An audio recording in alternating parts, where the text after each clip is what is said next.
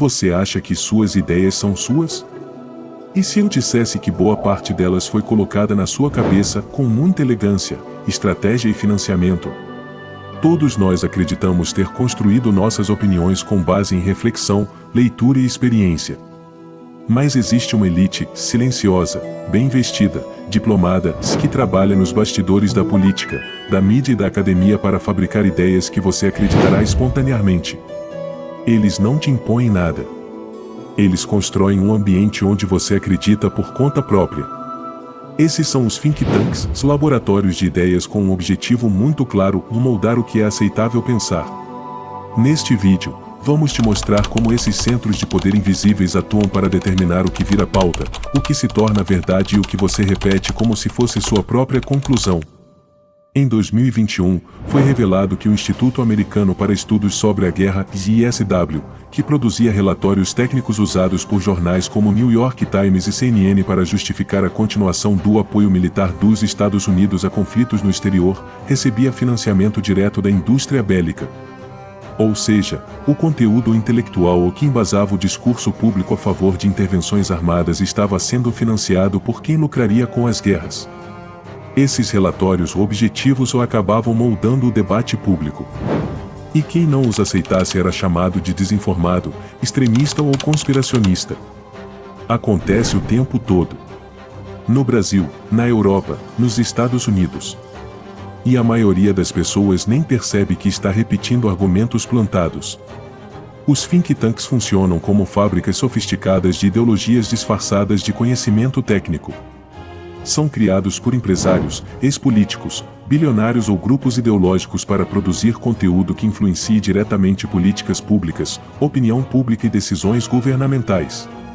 Eles publicam relatórios, papers, entrevistas, colunas de jornal, estudos estatísticos, rankings e white papers.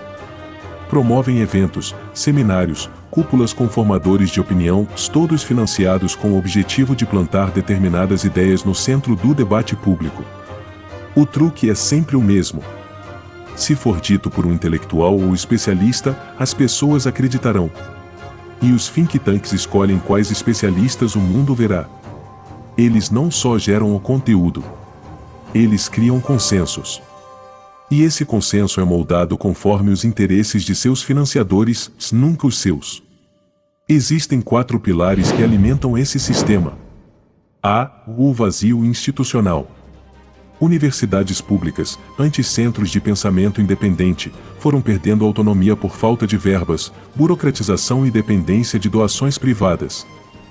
Think tanks ocuparam esse vácuo com agilidade, oferecendo estudos rápidos, bem diagramados e com linguagem executiva.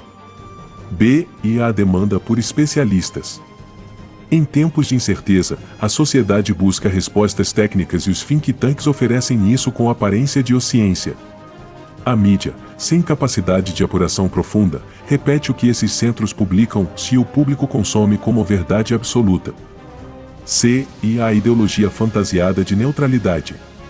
Eles se apresentam como apartidários, mas seus fundadores, conselhos e doadores revelam compromissos ideológicos bem definidos. Por isso, alguns defendem mais Estado, outros, menos. Uns defendem guerras, outros censuras. Tudo depende de quem está pagando. D. O sistema de prestígio e reputação. Políticos adoram citar relatórios desses institutos para justificar leis. Jornalistas usam como fonte primária. Acadêmicos citam para ganhar relevância. Assim, cria-se um ciclo de autoridade autoalimentado. A vida de qualquer cidadão comum passa a ser governada por ideias que ele nunca questionou profundamente, mas que estão em toda parte. No telejornal que ele assiste. Na redação do Enem que o filho escreve. Na aula de sociologia da faculdade. Nos discursos de parlamentares no Congresso. Você começa a repetir conceitos como: a ciência diz. Os especialistas recomendam. Estudos apontam que. Mas não faz ideia de quem produziu esses estudos. Nem qual interesse estava por trás. Você apenas acreditou. A maioria das pessoas não verifica as fontes dos estudos citados na mídia. Acha que se está num instituto conhecido, deve ser confiável. Não questiona quem está por trás de determinada pesquisa. E acredita que está do lado certo da história, ou mesmo quando está apenas repetindo um discurso construído em gabinete. Pior, elas atacam quem ousa questionar, porque foram condicionadas a defender aquela ideia como se fosse sua. Mas o que acontece com uma sociedade em que as ideias circulam sem transparência? Onde os especialistas só são pagos por grupos com interesses ocultos? Onde o cidadão comum defende políticas que, no fundo, beneficiam seus próprios exploradores? Será que isso é democracia? Ou é só tecnocracia maquiada de pluralismo? Na União Europeia, o think tank European Council on Foreign Relations, CSFR, influenciou por anos a política externa europeia com estudos sobre geopolítica, segurança energética e relações com a Rússia. Só anos depois foi revelado que o CSFR recebia apoio de fundações ligadas a interesses privados no setor energético, além de financiamento de governos com posição geopolítica favorável à confrontação. O resultado? Discursos pró-guerra e pró-sanções se tornaram hegemônicos, enquanto vozes pacifistas eram descartadas como inocentes ou inimigas da democracia. A opinião pública foi modelada, sem perceber, por relatórios ou técnicos ou elaborados por grupos interessados em manter o conflito. A sensação é de que você vive num palco, com um roteiro prescrito, onde até o que você acredita já foi ensaiado por outros. Você não é mais autor das suas ideias. É apenas um ator de um script invisível, escrito por intelectuais bem pagos, com objetivos muito distantes do bem comum. Você não precisa virar um paranoico, mas precisa virar um investigador da verdade. Sempre verifique quem está por trás dos estudos citados na mídia. Consulte o site oficial dos think tanks, veja quem financia, quem está no conselho, qual a linha ideológica. Compare opiniões divergentes, leia textos fora do mainstream, busque visões contrárias, mesmo que você não concorde com elas. Pensar de forma autêntica é um ato de resistência. Ao adotar uma postura crítica e consciente, você evita repetir ideias fabricadas. Se torna mais difícil de manipular. Consegue analisar o jogo político além da superfície.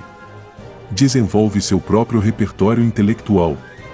E, o mais importante, volta a pensar por conta própria. Isso te liberta. A dominação intelectual é a mais perigosa de todas, porque ela te convence a amar a própria servidão. Mas ela só se mantém porque é invisível. A partir do momento que você compreende o jogo dos think tanks, você tem a chance de desconstruir as narrativas e reconstruir sua autonomia mental. Espalhe esse conteúdo.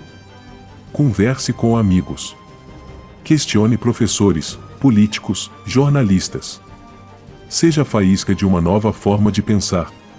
Como já dizia um filósofo, a liberdade não consiste em dizer tudo, mas em saber quem nos ensinou a dizer o que dizemos. Recupere o controle sobre suas palavras, suas crenças, suas ideias. Você ainda pode pensar, mas vai precisar reaprender a pensar sozinho. Se você quiser aprender a criar vídeos como esse, clique no link da descrição. E se esse vídeo mexeu com você, ajude a espalhar essa mensagem para mais pessoas que acreditam que pensar de forma crítica ainda importa. Até a próxima!